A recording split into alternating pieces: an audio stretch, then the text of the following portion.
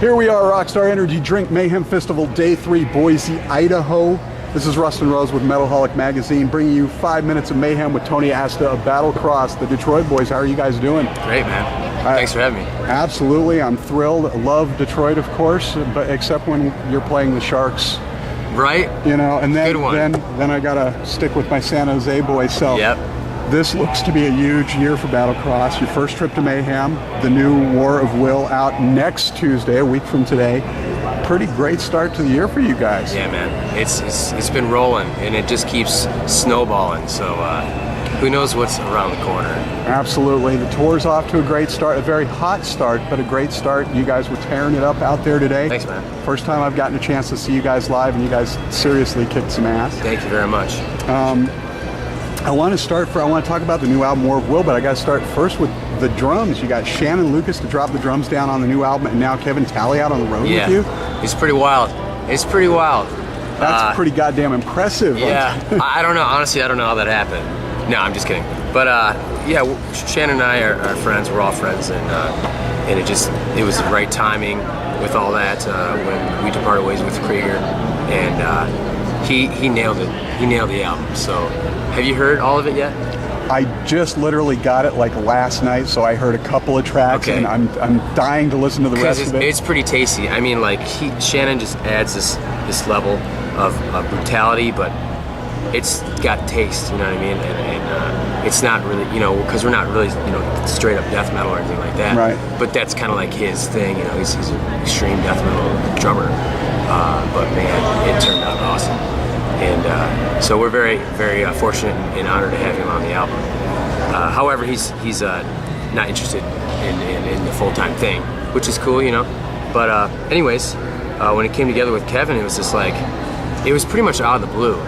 He just we got a hold of each other, and it just, we're like, wow, really? You're available and you're interested? Like, okay. Like, I never thought that would be possible. Honestly, it was just like, I just thought he'd be too busy or maybe into something else, but he sees a lot in us and we see a lot in him, so officially right now he's our fill-in live drummer, but you never know how it might turn out, so everything's working out great. So he might be on the wish list, so we'll see what happens. Yeah.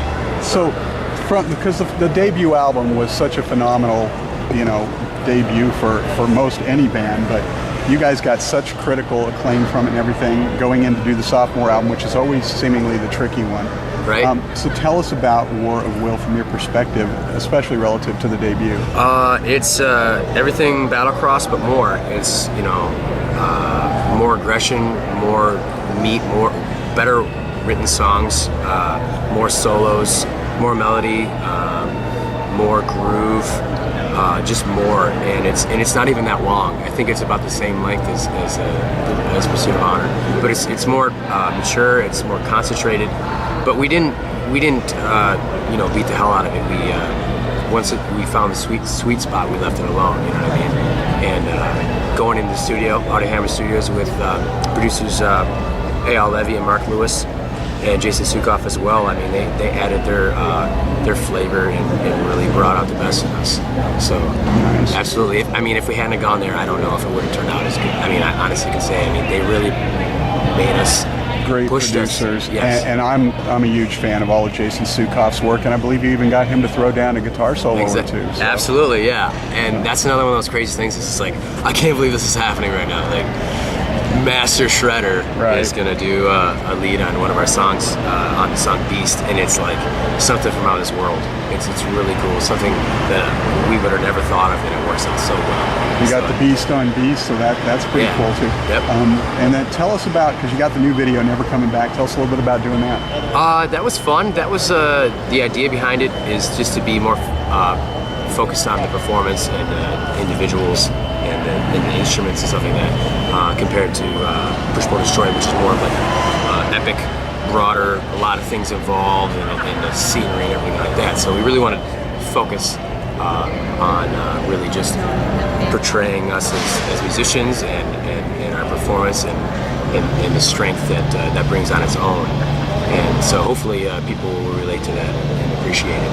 But it was fun. We went through Roy Warner again to do that one. Right. He's a great guy. He's a great director. So yeah, we'll see about more.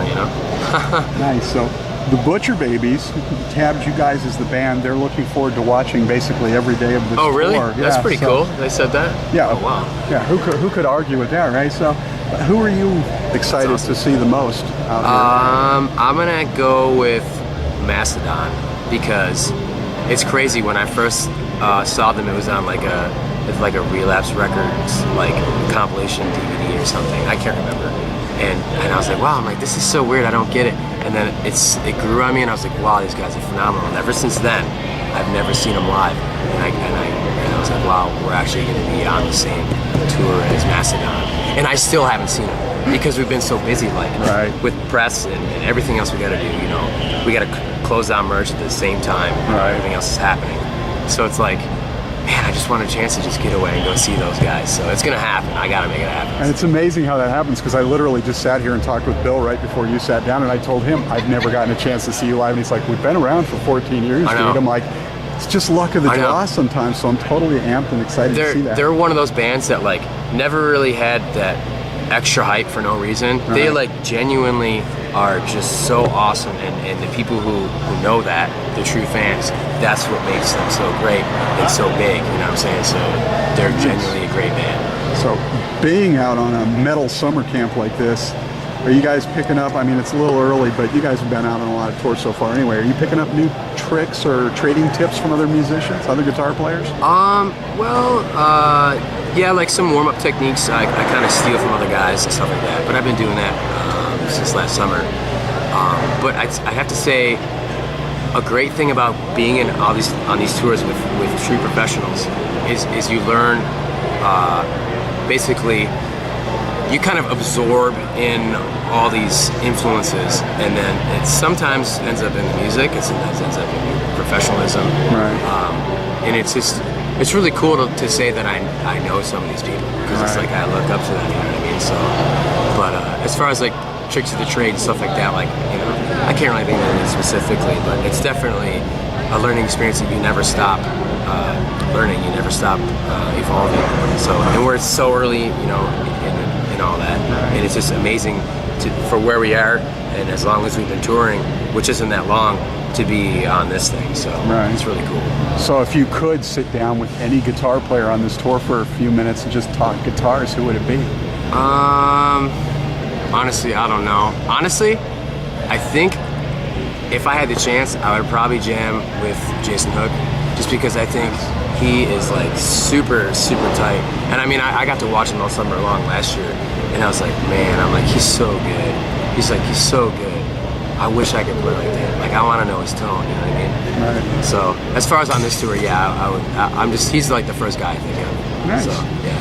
So, you guys are also, I believe, doing some non-Mayhem off-date shows. Yeah, we're doing some stuff with Mount Mars and Children Bodom and Huntress, and I can't remember right now who else is on there, but there's some stuff scattered around, so those are going to be sweet. Those are going to be hopefully a little more personal, because, you know, like playing on these bigger stages, you know, everybody's like 12 feet away from you. But it's still awesome. I think our comfort zone is kind of maybe the club, the bigger club kind of feel, where you get to be in people's faces more, you get to be right there. So, but this is still awesome. I mean, don't get me wrong. Oh, hell yeah. But yeah, we're definitely looking forward to that. So what's on tap after Mayhem? We are doing, we got a few dates to get home, and then after that, we're doing Barbecue in Richmond with Guar and Municipal Waste, and COC and Big Destroyer, and there's somebody else in there. And who else? After that, then we're doing Hate Breed for like 2.5 weeks, and every time I turn around, there's more dates getting added on. So, well, and all these very eclectic different bands that you wouldn't normally, because you guys play metal, just basically metal, but there's very much a thrash edge to it, and you guys are out there with so many, like a Hate Breed or something like that, or Big Destroyer and Corrosion of Conformity. It's I think it's great. I mean, I want it all, man. I want to be thrown in that mix, dude. I don't want to be boxed in by any means. And I think that might be because we're not really like strictly anything. And like maybe some people think we are, but I don't really think we are. I think we're just metal with a lot of different things. So that's really cool that we get to be a part of. You know, that we don't get booked with too many similar bands too often. So, well, that takes us to our final question, the pointless question of the day. We are out here on the biggest metal tour in America every year. But if you could have brought one band along that's not metal, who would it be? Oh my God, why do you gotta ask me this one? Dude, I don't know. That's not metal? Like anybody? Yeah. Who do you think would be cool to have out on the tour? Because metalheads love all sorts of stuff besides metal. It'd be cool to have a little change of pace out here. Who do you think it would be? I think it'd be badass to have Huey Lewis on this thing. Wow. Huey Lewis in the News would be sick. I would watch that set every day. You know, the irony is I grew up in the Bay Area, and I remember when Huey Lewis in the News was Huey Lewis in the News, but they spelled it G-N-U-S. Really? That's how long ago that was. Really? Yes, I'm ancient, so. That's awesome. That's awesome. Tony Asta, Battlecross, thanks so much for taking the time. It's an honor. What's up? This is Tony, and you're watching Metalholic Radio.